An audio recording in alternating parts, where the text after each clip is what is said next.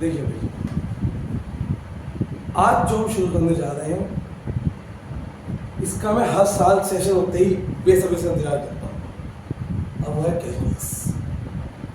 तो आज से आप लोगों की कैलकुलस शुरू होने जा रही है। कितने मार्क्स? 35 मार्क्स। 80 में से 35 मार्क्स की आएगी। 5 चैप्टर है इसके अंदर और 2 बड़े पिलर इस पूरे यूनिट के अगर है तो एक है डिफरेंशिएशन और एक है इंटीग्रेशन। हालांकि मैं अगर कहूँ कि बस इंटीग्रेशन ही है, क्योंकि कहीं ना कहीं जब बच्चा इंटीग्रेशन करता है तो वो इसके बिना कर नहीं सकता, और अगर किसी ने इंटीग्रेशन कर दी तो जाहिर सी बात है उसे डिफरेंशिएशन आता होगा तभी कर पाया। तो ये एक बहुत ही शानदार यूनिट है। दूसरी बात, जाहिर सी बात आप लोगों ने पीछे लिया इंजीनियरिंग करोगे, फिजिक्स में सबसे ज़्यादा यूज होने वाला है। न्यूटन अगर कोई कहेगी कैलकुलस में सबसे बड़ा योगदान या सबसे ज़्यादा वर्क किसने किया? न्यूटन ने किया। कोई कैलकुलस कहीं ना कहीं न्यूटन नहीं दी है, कोई कैलकुलस। हालांकि कुछ बीच बीच में आते रहेंगे, लेबनीज आएगा बहुत ही प्यारा मैथमेटिशियन है, ठीक। वो जो आपने 11th में पढ़ा था प्रोडक्ट रूल और क्वेश्चन रूल, वो Leibniz product rule, Leibniz question rule ही था। और भी बहुत कुछ किया है लेबनीज ने, ऐसी बात नहीं है, ठीक है। और हालांकि आप एक चीज़ नोटिस करना, अगर थोड़ा बहुत रिसर्च से जुड़ा हुआ इंटरेस्ट रखते हो, आइंस्टीन और न्यूटन एक दूसरे को बहुत जगह कॉन्ट्राडिक्शन में लाते हैं अपने कंसेप्ट से।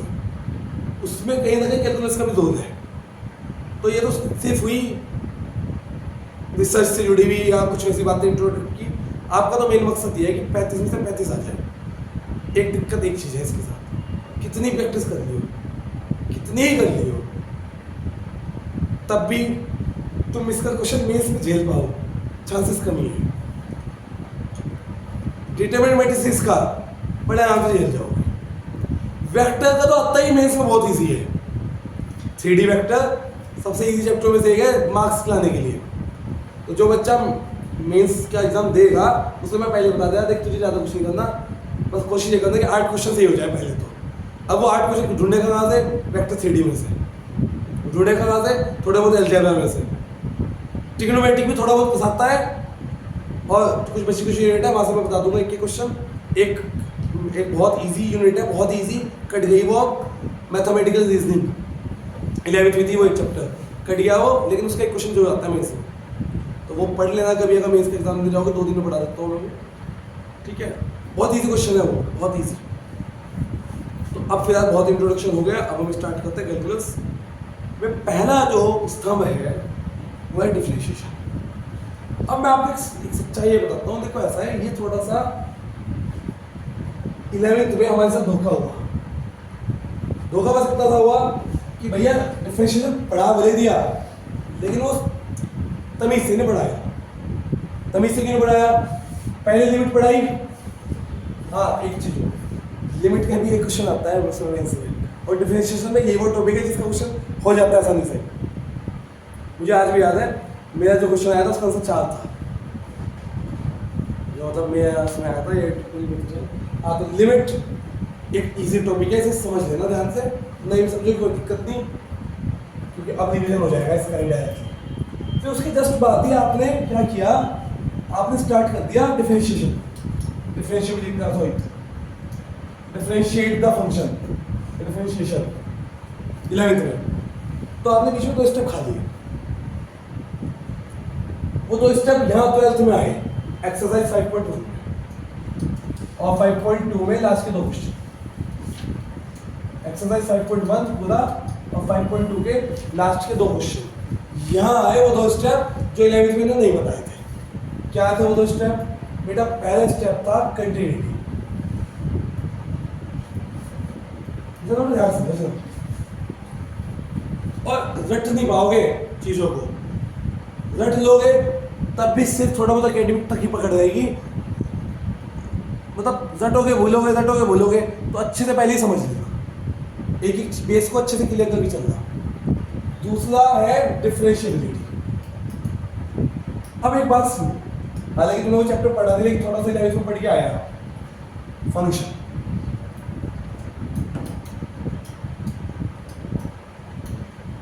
वीडियो को मैं डालना भूल गया था, एडिट करने का टाइम नहीं लगा, फंक्शनली आज ही कर दूंगा। बस उसे देख लेना फंक्शन होता क्या है, उसे देख, उसमें बस मैंने इतना ही बताया व्हाट इज फंक्शन। ठीक, तो ये सारे काम हम फंक्शन के कहेंगे। हम सबसे पहले फंक्शन को ऐसे समझो, फंक्शन एक आदमी मान लो, एक मशीन मान लो, कुछ भी मान लो। जैसे छोटी क्लास में डिजिट थी ना, तो ऐसी बड़ी क्लास में वो डिजिट नहीं, वो फंक्शन बन गया। तो हम सबसे पहले उस फंक्शन को चेक करेंगे, उस फंक्शन की लिमिट क्या है, और लिमिट से हमें पता लग पाएगा कि वो फंक्शन एग्जिस्ट भी करता है या नहीं करता उस पॉइंट में, जिस पॉइंट में हम बात कर रहे हैं।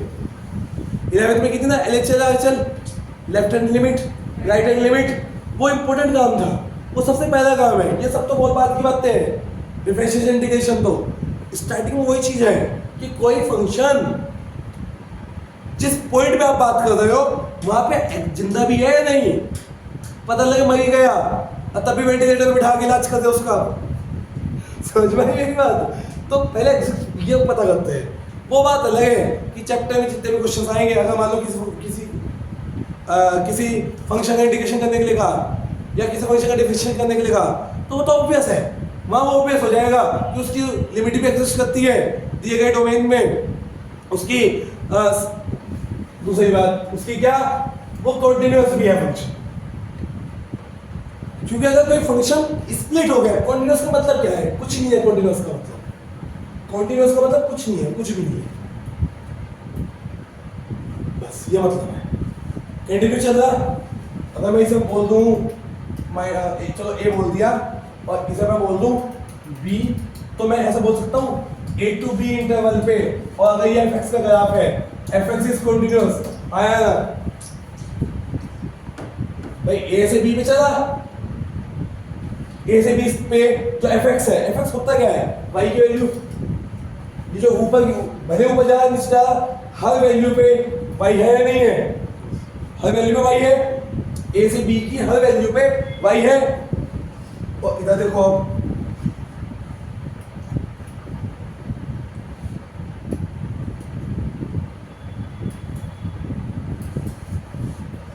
सेम यही बात, क्या अब हर वैल्यू पे y है, यहाँ बीच में कहीं गैप आ गया, स्प्लिट हो गया, तो this function is not continuous. और जो कंटीन्यूअस ही नहीं है, फिर आगे बढ़ रही नहीं उतना, फिर तो ना डिफरेंशिएशन, ना इंटीग्रेशन, ना फलाना, ना ढिमकाना, बात खत्म सारी। तो इसीलिए 5.1 में इसी के ऊपर बात करी सबसे पहले। तो पूरी 5.1 जो कि मोस्टली मैं बाद में कराता हूँ, पहले मैं थोड़ा बहुत 5.2 में गाया कराता हूँ, थोड़ा बेसिक चीज़ें कराता हूँ 11th वाली, फिर आता हूँ कंटिन्यूटी पे। क्यों बेटा, इसलिए क्योंकि कंटिन्यूटी में बहुत जोरों शोरों से इस्तेमाल हो गया लिमिट, और 11th में पढ़ के आया था, भूल चुके हैं कुछ बच्चे। अगर मैं कंटिन्यूटी के अच्छे क्वेश्चन उठाऊंगा ना, तो कंटिन्यूटी के एनसीईआरटी में तो बकवास क्वेश्चन डाल रखे, 30 या 35 क्वेश्चन पूरा थे पर बुक में, अपने बुक में एक आधा हटा भी दिए होंगे, तो बिल्कुल बकवास क्वेश्चन है, उससे कुछ तैयारी नहीं होने की कंटिन्यूटी की। कंटिन्यूटी के बढ़िया क्वेश्चन है आगे से दवा RDML या जितनी भी बुक्स है उन सब में, जहाँ पे निकालनी पड़ती है find the value of A and B, वहाँ बड़े बहुत बढ़िया क्वेश्चन है, दिखा दूंगा मैं आपको। ठीक, फिर उसके बाद जब हमें पता लग जाता है कि भैया ये वाला केस है, तब हम देखते हैं कि क्या ये बात हमारी टीचर ने पूछी थी हमसे, इसे चल के मैं लिख लूँगा, ठीक, फिर मीम बन जाएगा बढ़िया, अब समझ जाए से।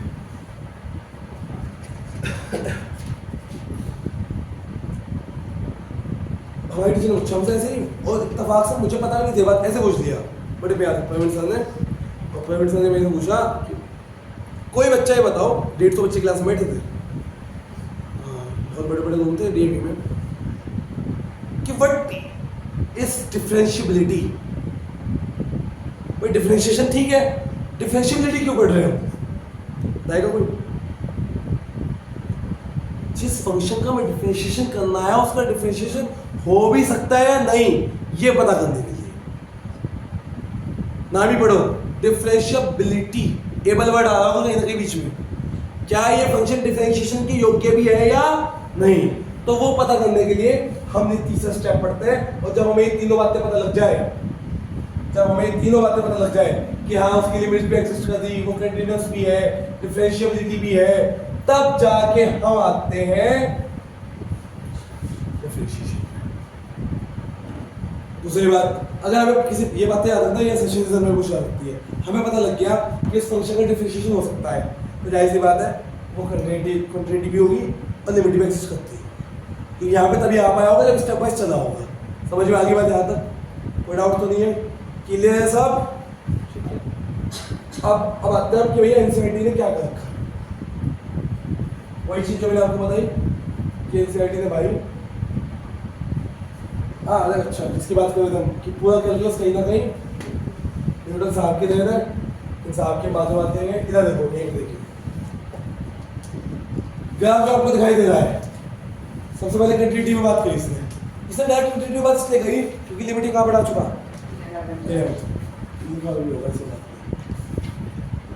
ये इन क्लास 11।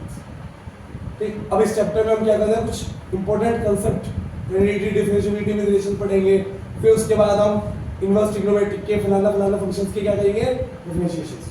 वो सब बात की बात है। ये वाला फंक्शन बताओ मुझे, क्या ये कंटीन्यूअस है? सोच समझ के बताना, सोच समझ के बताना।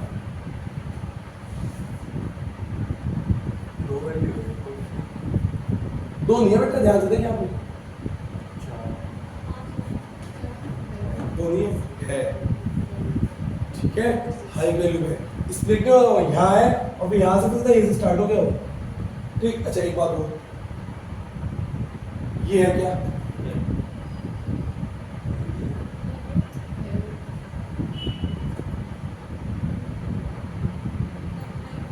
इसमें थोड़ा सस्पेंस क्रिएट करते हैं अभी। इधर देखिए, ये क्या है?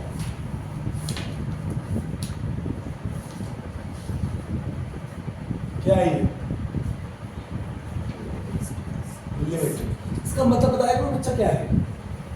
Limit x tends to c f x का मतलब इसे याद नहीं आ रहा, मैं थोड़ा सा लिख दिया। हालांकि मैं यहाँ से टॉपिक स्टार्ट करना नहीं चाह रहा, मैं टॉपिक कंटिन्यूटी के बाद से स्टार्ट करूंगा, कंटिन्यूटी बाद में करूंगा, लेकिन थोड़ा बहुत पता तो होना चाहिए हल्का सा। ये थोड़ा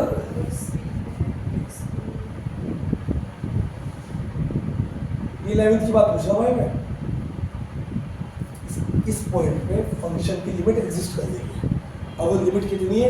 एफ सी है। ये मतलब है इस बात का, ठीक है? समझ में आई बात? लिमिट एग्जिस्ट कर दी, तो इसका मतलब ये भी हुआ कि इसके LHL और RHL दोनों इक्वल है, और दोनों कितनी है? F C. जिसे नहीं समझ में आया कोई बात नहीं, बेफिक्र हो, मैं यहाँ से स्टार्ट करने वाला नहीं। पहले मैं थोड़ा सा डिफरेंशिएशन की आदत डलवाऊंगा। ये सब लिमिट चल रहा है। अब कंटिन्यूटी तभी समझ में आएगी जब क्या आता होगा, लिमिट। तो लिमिट आप लोगों का पता ही है आपको कैसा है, देख रहे हो तुम, यू नो, सॉरी, देख रहे हो तुम, वो मीम याद आ रहा है कि मुझे। तो ये देख रहे हो बेटा, इनकी जरूरत क्यों पड़ी? जरूरत कुछ नहीं है, सॉल्यूशन इनके बिना हो चुका है। एनसीईआरटी ने जानबूझ के दिया तुम्हें, क्योंकि जब तुम एडवांस मतलब कभी कंपटीशन में दोगे तो बहुत सारे क्वेश्चन, मैंने एक दिन पहले बताया था, बहुत सारे जवाब ग्राफ से ही मिल जाते हैं। ये अगर आप ये बात करते हैं, ये ग्राफ ही बता देगा कि कॉन्टिन्यूअस है या नहीं, कॉन्टिन्यूअस है या नहीं। चलो थोड़ा सा भी ज़्यादा ये अच्छा, आप चुप रहेंगे, सब चुप रहेंगे, जिससे पूछूंगा वही बोलेगा। ये जो ग्राफ है ये आज ही पढ़ाया मैंने 11th में, आज ही पढ़ाया मैं, ठीक है। इसकी रेंज क्या है? इंटीजर्स, ठीक, बता जाता है अच्छे से, ठीक। आगे से क्लियर हो गया, नाम जान लो बस इसका, ग्रेटेस्ट इंटीजर क्या है? कंटीन्यूअस है, देख के पता लगा क्या है? कंटीन्यूअस है इतने लंबा के लिए।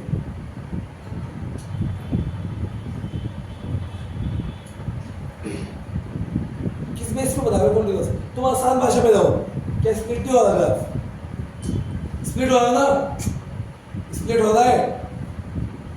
तुम 11th में डेफिनेशन भूल गए शायद, फिलहाल खुशी 11th के डेफिनेशन भूल गए शायद, एक आध मैंने एलिजिबिलिटी में आके बताया था, ये सी है, इससे थोड़ा कम करूंगा तो उसे क्या बोल दूंगा, सी नेगेटिव, इससे थोड़ा ज्यादा करूंगा उसे क्या बोल दूंगा, इन तीनों वैल्यू सेम होनी चाहिए। क्या सी मतलब कोई पॉइंट ले लो आप, ये ले लीजिए आप, अब दो ही ले लीजिए, दो सी है, दो से कम पे और दो से ज्यादा पे वैल्यू अलग नहीं है, तो लिमिट एक्सिस्ट ही निकल गई।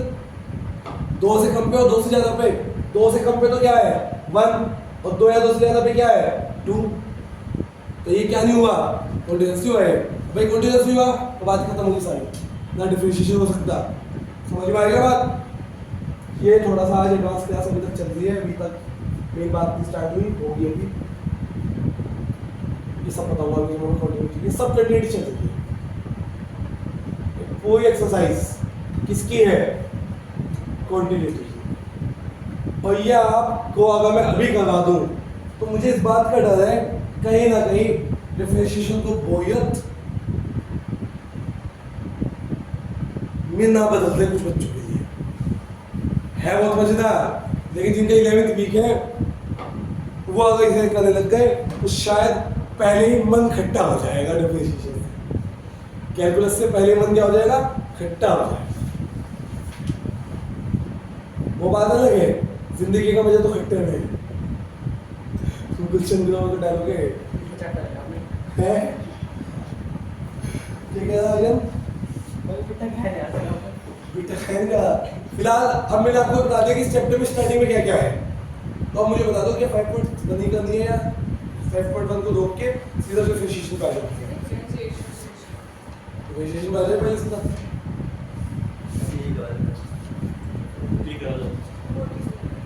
लिमिट परेशान करते हैं कुछ बच्चों को परेशान करते हैं। मैं नहीं करता। ठीक है, हाँ वो मुझे पता था तुम्हारे सामने पहले डिफरेंशिएशन कराया होगा। ये 5.1 कराई थी तुम्हारे सामने कंटिन्यूटी, तो आज में पहले चैप्टर कंटिन्यूटी का था। कोई बात नहीं, अब मैं करा रहा हूँ पहले डिफरेंशिएशन शुरुआत के 2 या 3 दिन।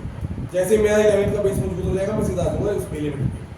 ये नहीं कि मैं पहले चैप्टर खत्म हो जाऊंगा, लिमिट पे आ जाऊंगा सीधा। हाँ सुन देख भाई,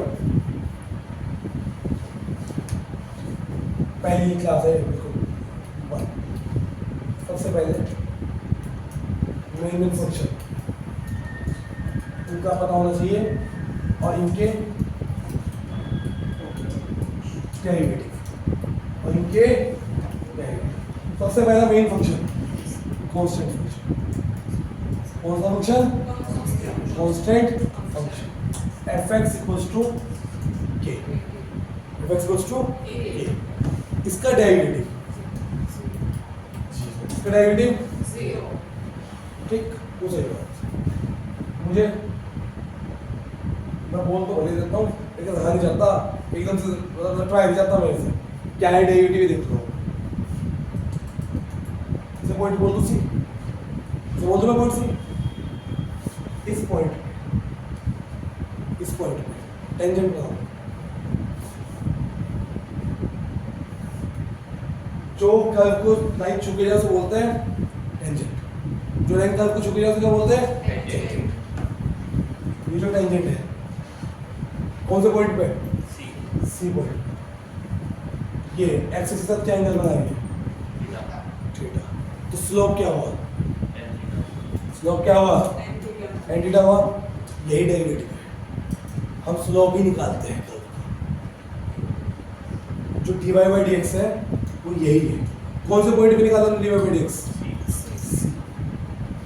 तो अगर कोई पूछे डेरिवेटिव क्या है तो सिंपल सी बात ये है कि जिस फंक्शन को तुम डेरिवेटिव निकाल रहे हो, जिस पॉइंट पे निकाल रहे हो, जनरल निकाल रहे हो तो जनरल पॉइंट बोल देना। जैसा ये सब क्या है, ये सब जनरल पॉइंट्स है।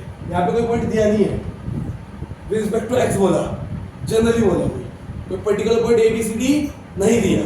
तो नहीं दिया, क्यों नहीं दिया वो भी समझो। तो इसलिए नहीं दिया क्योंकि इसके इनफाइनाइट पॉइंट्स है, और इनफाइनाइट क्या पॉसिबल है? टेंजेंट्स।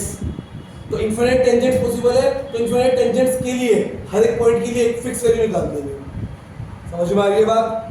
तो पहले तो ये बताओ, ये पता लग गया डेरिवेटिव क्या होता है। कोई भी फंक्शन होगा, उसका ग्राफ होगा, उसमें इनफाइनाइट पॉइंट्स लाई करते होंगे। जैसे मैंने a to b बोला, यही है पूरा मैथ। मैं तुम्हें बता रहा हूँ बच्चा कि पूरा डिफरेंशिएशन, पूरा इंटीग्रेशन मैं ग्राफ में समझा सकता हूँ हर एक क्वेश्चन को। उस ग्राफ में समझने की कोशिश भी क्या करो। पूरा मैथमेटिक्स, पूरा इंजीनियरिंग मैथमेटिक्स ग्राफ नहीं है। ऐसी बात आप इंस्टाग्राम में अगर चलाते हो, अगर आपने मैथ्स वाले पेज फॉलो करोगे हायर क्लासेस वाले, तो वहाँ पे सारी चीजें ग्राफ में नहीं आती बार बार, सब ग्राफ में आता होगा। उस समय भले वो थोड़ा देखने में अट्रैक्टिव सा लगता हो, लेकिन वो सच में बहुत ज्यादा अट्रैक्टिव है अगर आप समझने में लग जाओ तो। ठीक है, पूरी इंजीनियरिंग मैथमेटिक्स, पूरा ये अपना सिविल इंजीनियरिंग, बाकी सारी जितनी भी इंजीनियरिंग सब में काम आते हैं। बस यहाँ से समझ में आ गया? कोई डाउट? तो पता लगे भाई डेरिवेटिव क्या होता है। क्या होता है कि जिस भी फंक्शन का आप डेरिवेटिव कर रहे हो, तो इन शॉर्ट आपने उसकी स्लोप निकाल दी उस पर्टिकुलर पॉइंट पे। स्लोप बहुत जरूरी है, स्लोप बहुत। आप कुछ भी देख लो, अगर प्रैक्टिकल लाइफ में पहुंचो, प्रैक्टिकल लाइफ में पहुंचो, ये मकान भी बिना स्लोप के नहीं बन सकता था, आया ना? तो स्लोप बहुत जरूरी है, इसलिए हम बार बार डेरिवेटिव करते हैं। चलो, तो बहुत ज्ञान दे दिया, बहुत ही ज्यादा ज्ञान दे दिया। अब सीधा टॉपिक पर आते हैं। वो मुझे पता है तुम यहाँ से निकलते ही, जूम से बाहर निकलते ही बस एक ही बात आप याद रखोगे कि भैया अगर कांस्टेंट का डेरिवेटिव है तो जी लो। ये जितना भी बताया ये सब पता नहीं क्यों भूल जाओगे, क्योंकि काम का वो भी है। ये पहला क्वेश्चन क्लियर, उसका डेरिवेटिव क्लियर, दूसरा क्वेश्चन कांस्टेंट ही कहीं ना कहीं इसी का टाइप है। जो दूसरे वाला है main polynomial function, polynomial function कल लिखवाई थी, पॉलिनोमियल की डेफिनेशन मैंने दिखाई थी आपको 11वीं वाली। ठीक है, वो अच्छी है, लेकिन आप सबको पता है, मान लो चलो लिख भी देता, ये होती है ए नोट, मतलब कोई भी कांस्टेंट वैल्यू, साथ में कोई भी कांस्टेंट वैल्यू किसके साथ, एक्स के साथ, कोई भी कांस्टेंट वैल्यू किसके साथ, कोई भी कांस्टेंट वैल्यू किसके साथ, कोई भी कांस्टेंट वैल्यू किसके साथ, आगे भी चलता रहेगा, तो नहीं है। अब हमें ये पूरा नहीं लेना, इन सब में एक चीज कॉमन दिखाई देगी आपको, एक्स। तो डेरिवेटिव तक से होता है, कांस्टेंट तो होता भी नहीं। तो सीधा सीधा एक मेन फॉर्मूला बस एक ही रख लो, x की पावर n का डेरिवेटिव, x की पावर n का डेरिवेटिव। तो डेरिवेटिव x की पावर n का होता है, ये तो सबको पता ही है, लेकिन बात सीधी है, n into x की पावर n माइनस, या f dash x लिख दो, या dy by dx लिख दो। अगर मैं इसे y बोल दूंगा, तो इसी y को अगर मैं f dash लिखूंगा तो क्या लिखूंगा, dy by dx। बात फॉर्मूले याद हो जाने चाहिए पक्के। ठीक है, एक तो कोई भी क्लास स्किप मत करना, परेशान हो जाओगे बीच में, कब जाने क्या चल जाए। तो दो फंक्शन कितने हो गए, पॉलिनोमियल, कांस्टेंट। तीसरा है भाई, तीसरी कैटेगरी है ट्रिग्नोमेट्री। कैटेगरी वाइज पढ़ा दो। पहली कैटेगरी पॉलिनोमियल, कांस्टेंट को बात में रखो, तो पॉलिनोमियल के टाइप है। पहली कैटेगरी पॉलिनोमियल, दूसरी कैटेगरी ट्रिग्नोमेट्रिक, तीसरी कैटेगरी इनवर्स ट्रिग्नोमेट्रिक, या इनवर्स उसमें डाल देना 5वें नंबर पे। तीसरी एक्सपोनेंशियल, चौथी लोगैरिथमिक। हालांकि एक्सपोनेंशियल लोगैरिथमिक एक दूसरे के ट्रांसफॉर्मेशन नहीं है बस, और पांचवी इनवर्स। इन्हें मिला के 17 फॉर्मूले बनते हैं। कितने फॉर्मूले बनते हैं? बस ये 17 फॉर्मूले, डिफरेंशिएशन खत्म। ये 17 फॉर्मूले बार बार बार बार लगेंगे, हमें इन 17 पे कमांड करनी है, और इतनी प्रैक्टिस करनी है, इतनी प्रैक्टिस करनी है कि बस पी जाने हैं। बहुत प्रैक्टिस करनी है डिफरेंशिएशन की। ओके, समझ में आ गई बात यहाँ तक? तो अगला जो टाइप है भैया, वो कैटेगरी जो है वो कौन सी है, ट्रिगोनोमेट्रिक। इसमें तुम्हें पता है कितना फंक्शन है, पहला sin x, दूसरा cos x, तीसरा अगला cot x। ये फॉर्मूला लिखवा दो, याद चाहिए मुझे बस। अब याद चाहिए मुझे कैलकुलस में, हाँ क्लास अच्छी वाली बात तो है ही, कंटिन्यूटी मत तोड़ देना, चैप्टर में भी कंटिन्यूटी है, कंटिन्यूटी मत तोड़ देना, फॉर्मूलों की कंसेप्ट थी। क्योंकि एक चीज और 11वीं में तो सीधा सीधा बस थोड़े से थे, 12th में टाइप है, इम्प्लिसिट फंक्शन का डिफरेंशिएशन, एक्सप्लिसिट फंक्शन का डिफरेंशिएशन, इनवर्स ट्रिग्नोमेट्रिक का डिफरेंशिएशन, इनवर्स ट्रिग्नोमेट्रिक के साथ साथ एक्सपोनेंशियल, लोगैरिथमिक, मिक्स डेरिवेटिव्स, ये तो एनसीईआरटी वाली बताया मैंने, इनफाइनाइट सीरीज का डिफरेंशिएशन, ये सब मिलेगा आपको आईएस में, इनफाइनाइट सीरीज वाले। तो यहाँ पे डिफरेंशिएट कर रखा है। ठीक, लोगैरिथमिक में भी यूवी मानने वाले, बिना यूवी मानने वाले। अभी एक पूरी क्लास लोग पे चलेगी, तुम्हें पूरा लोग की प्रॉपर्टीज बता, प्रॉपर्टीज लोग ये भी चलेगा, तो इसलिए पूरा सिस्टम से चलेगा आपका, ठीक है।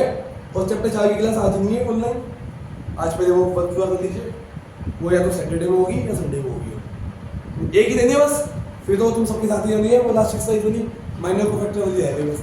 अब तुम्हारी आज जो भी क्लास चलेगी वो चैप्टर 4 की कौन सी चलेगी, माइनर कोफैक्टर एंड इनवर्स, ठीक है। 2 एक्सरसाइज कल करवाई थी वो कर लेना। हाँ, साइन, कोस, टेन, कोट, वाई, सेक और कोसेक। अब आपको ये तो पता लगी कि तो 6 फंक्शन हो गए भाई, 2 फॉर्मूले हो गए, 6 8 हो गए, 2 को 6, अरे 2 को भी बता दो, एक ही मान दो, कोसेक तो 0 ही हो सकता है, तो 7 हो गए। अब इनके डेरिवेटिव्स, तो जो f डैश x होगा, sin x का होता है इसका होता है। अच्छा एक चीज, कई बच्चे ना जब इंटीग्रेशन करते हैं तो इंटीग्रेशन इसलिए हार्ड में लगता है क्योंकि उन्हें डिफरेंशियल समझ में तो आया, लेकिन उनकी डिफरेंशियल यहाँ घुसा नहीं अच्छे से, तो वहां जाके होता है उल्टा काम। तो जिसने सीधा काम ढंग से नहीं कहा, मुझे उल्टा काम करेगा तो बचल होगा नहीं होगा।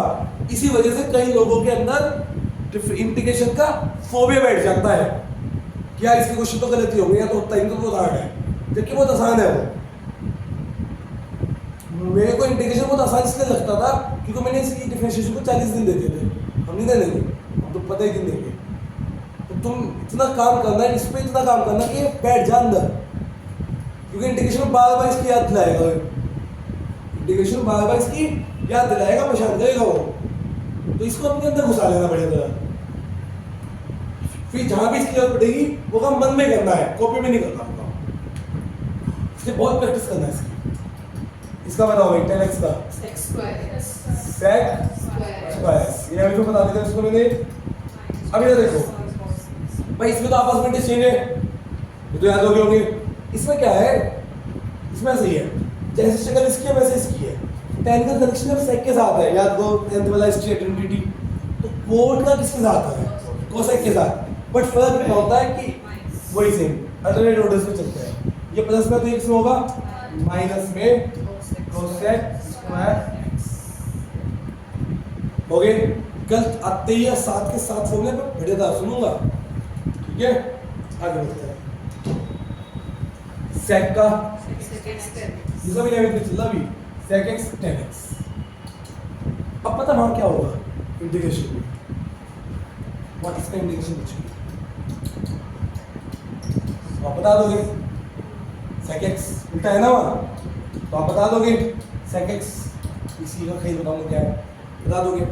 लेकिन वहां पे पता क्या है, जब इसका पूछेगा ना sec का, तो वहां पर लग जाओगे, तो sec x इनसे किसी से जुड़ा हुआ है भी नहीं, वो लोग में पहुंच गया sec कहाँ पहुंच गया लोग, तो इतने सारे फॉर्म हो जाता है, इतने सारे फॉर्म हो जाता है, बच्चा पजल होने लगता है। और पजल कौन होगा, जिसकी प्रैक्टिस में कमी होगी। तो बस आपको एक ही काम करना, प्रैक्टिस में कमी नहीं छोड़नी, प्रैक्टिस में कमी नहीं छोड़नी। मैं सच बता रहा हूँ, मुझे बस इंटीग्रेशन में एक्सपर्ट करना है। तो वो केला से चैप्टर है, ये केला का आदमी है जिसे मैं मोस्ट तो छोड़ा, तो बहुत छोटी चीज है इसके लिए। ये दिमाग इतना शार्प कर देगा तुम्हारा, बहुत तेज कर देता है दिमाग। जो काम इसमें होगा ना, जब कोई बच्चा इससे आरडी कर लेना, अगर कोई एक भी बंदा इस चैप्टर की आरडी कर ले भाई, वो हाथ देने वाला बच्चा, दिक्कत ये कर नहीं पाते इससे आरडी। लेकिन कोई बात नहीं, कोशिश करना, आरडी छोड़ो, आरडी से निपटा देना पहले। बहुत शार्प कर देता दिमाग में, बहुत ज़्यादा, क्योंकि इसमें मिनट मिनट में अलग अलग चीज़ें सोचनी पड़ती है, तो इसीलिए इसके लिए सतर्क हो जाओ। हाँ भाई, कोसेक माइनस कोसेक एक्स, हाँ भाई आगे सुन, हो गए फॉर्मूले याद। इन्हें मैं आज भेज दूंगा, जब भेजूंगा ना, एक तो तुम लोग, मुझे याद आ जाता है, नोट्स लेके जाए तो किसी दिन कट जाएंगे ना, सारी मेहनत में खराब हो जाएगी। मुझे बाद में आ जाता है जब मैं रूम से निकलता हूँ, यार नोट्स तो भेजे नहीं बच्चों ने। आगे बढ़ते हैं, कितने फॉर्मूले याद हो गए, 7 हो गए, कोई डाउट, क्लियर है सब। और थोड़ा सा डिफरेंशिएशन हो जाए, बाकी फॉर्मूले बाद में, एक साथ सारे फॉर्मूले नहीं करते हैं। क्वेश्चन है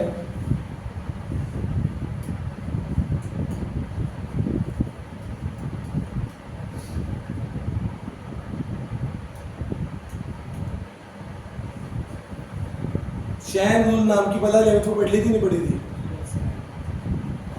तुम्हें तो पढ़ा लेती मैंने समझा।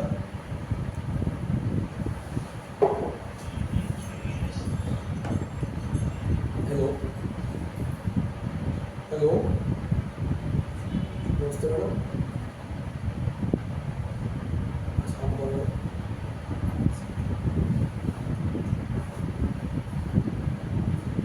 अच्छा ठीक है,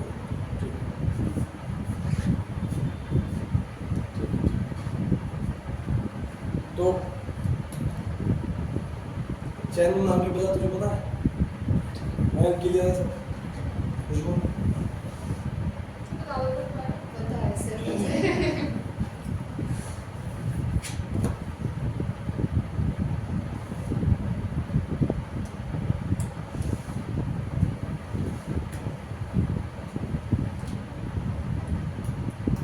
चलो पहले से चैन रूल से बता दो। ये क्या है बेटा? एक फंक्शन, पॉलिनोमियल फंक्शन। ये क्या है? एक फंक्शन है, ट्रिग्नोमेट्रिक फंक्शन। दो फंक्शन मल्टीप्लाई हो गए। This is the product of two function.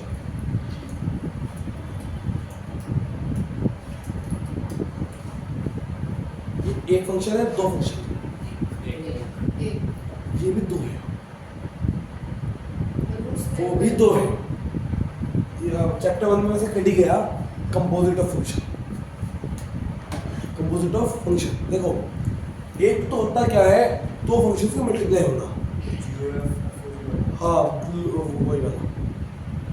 एक तो होता है दो फंक्शन के मल्टीप्लाई होना, हालांकि वो मुझे बताना पड़ेगा जब तुम्हें मैं 5.1 के लास्ट के क्वेश्चन कराऊंगा, तो वहाँ गो फोग इस्तेमाल हुए। एक फंक्शन, हाँ, जब दो मल्टीप्लाई हो रही हो, जैसे यहाँ अलग अलग मल्टीप्लाई हुई, this is product of the function. लेकिन यहाँ और सारे क्वेश्चन इसी पे है, 5.2 में सारे क्वेश्चन इसी पे है। जब दो फंक्शन एक के अंदर हो, कंपोजिट हो रहे हो, तो उसे बोलते हैं कंपोजिट ऑफ फंक्शंस। यहाँ क्या हुआ, यहाँ अलग अलग है दोनों, हालांकि यहाँ है भी एक क्यू पावर मारे तो इसके ध्यान नहीं देते इतना, लेकिन यहाँ पे पावर 5 आ गई। ये कौन सा फंक्शन? पॉलिनोमियल। और ये पॉलिनोमियल कहीं ना कहीं साइन के एंगल के अंदर है, तो यहाँ मल्टीप्लाई नहीं हुई, ये मिक्स हो चुके एक दूसरे में अच्छे से। हाँ, ऐसी बात है, वो तो आप साइकोलॉजिकल कह सकते हो कि दो फंक्शन कैसे हुए जब मिक्स हो चुके एक दूसरे में, लेकिन बोलेंगे तो ऐसे कि 2 से मिलकर बना है, बोलेंगे तो ऐसे 2 से मिलकर बना है। ठीक है, कंपोजिट फंक्शन है एक। ये क्या है? कंपोजिट। कंपोजिट का मतलब क्या होता है? दो या दो से ज्यादा मिलकर बना। ठीक, तो ये कैसा फंक्शन है? Composite function. और ये प्रोडक्ट ऑफ टू फंक्शन। तो यहाँ पे तो जब इस तरह का फंक्शन हो तो चैन रूल ही लगता है, और चैन रूल कुछ नहीं है, कुछ नहीं है, चैन रूल कुछ भी नहीं है। इस चैन रूल का नाम है, चैन के अकॉर्डिंग चलते जाओ। एमएससी में 3 पेज का डेरिवेशन है, बुक की 3 पेज है, कॉपी में तो पता कितने पेज बैठेंगे। तो मुझे गुस्सा आ गया था जब हमें टीचर कर रहा था, और हमारे टीचर भी ऐसे थे, वो क्या कर रहे थे? कुछ नहीं कर रहे थे, वो क्या थी उतार जा रहे थे, कोई बुक्स उतार जा रहे थे। तो मैं ख्याल से उतार रही है तो आप देख ही लेंगे इसमें से। तो ये है, फिलहाल उसे बाहर से देखो। तो भाई समझो,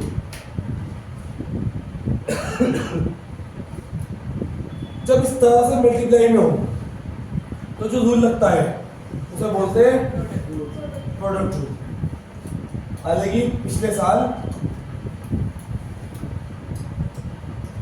30 अप्रैल को मैंने पूरा डिफरेंशिएशन का बेसिक की वीडियो बना रखी है, अगर किसी को एडवांस चलना हो तो वो देख लेना, यूट्यूब पे पब्लिक ही है, उसमें सब कुछ है।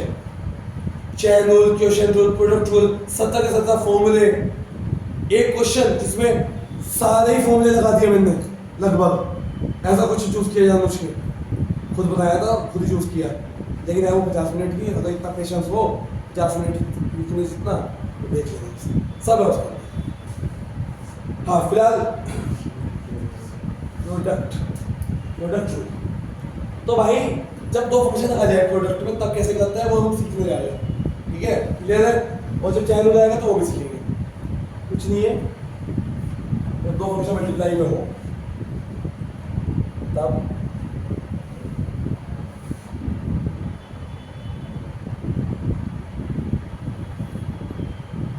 मान लो फर्स्ट, इसे मान लो चार मुझसे फर्स्ट सेकंड बनवा इस बार, क्योंकि इंटीग्रेशन में फर्स्ट सेकंड मान के ही करते हैं। इंटीग्रेशन में भी आएगा एक प्रोडक्ट रूल, उसे बोलेंगे बाय पार्ट्स। क्या बोलेंगे उसे हम? By parts. पार्ट्स कर दिया हमने फंक्शन, कुछ नहीं है। पहले का याद रखना, प्रोडक्ट रूल पढ़ा रहा हूँ मैं पहले, आगे याद है वैसे? ये जो थोड़ा बहुत वर्ड है ना, इसे क्या है कि पता बच जाता है। तो पहले का करना है, पहले किसी का भी कर दो, मल्टीप्लाई में किसी का भी कर दो। दूसरा एज इट इज, ठीक। फिर दूसरा ही का करेंगे, इसे यू भी मानते हैं। और पहला एज इट इज। टाइम हो गया? पूरा हो गया? 3 मिनट है ना? यस कौन बोल रहा है? 3 मिनट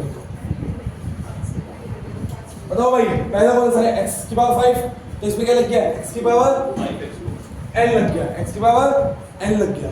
तो x की पावर 5 x की पावर 4 sin x बस एक बात बोलूंगा मैं, मुझे याद रखना, sin x का और बस ये आंसर हो गया, ठीक। जल्दी बता दो मुझे, 1 सेकंड में, 1 मिनट से पहले। 1/√x डायरेक्ट याद रखना है, ये नहीं कि इसको पहले तुम लिखोगे x की पावर 1/2 फिर x की पावर n लगाओगे, आएगा वही। लेकिन कुछ चीजें जो बार बार इस्तेमाल होगी उन्हें डायरेक्ट याद रखना है। टाइम बचाना है पेपर में, तो ऐसे में लिख सकते हैं 1/2x। अब इसका बताना क्या है?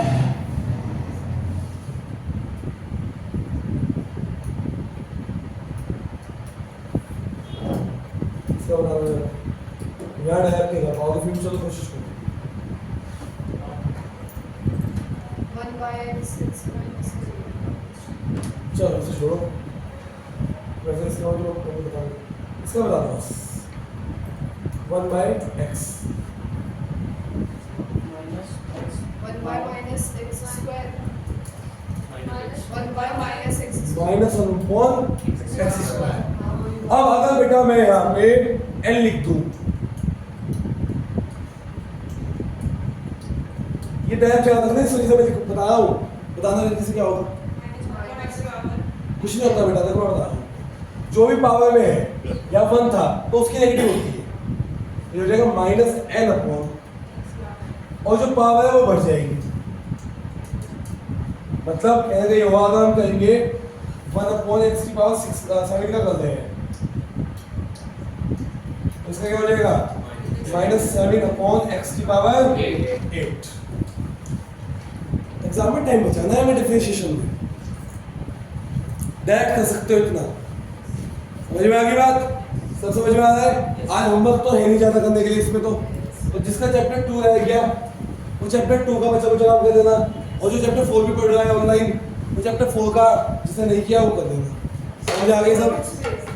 नोट्स कैसे? अच्छा ये वाले हाँ भेज दो।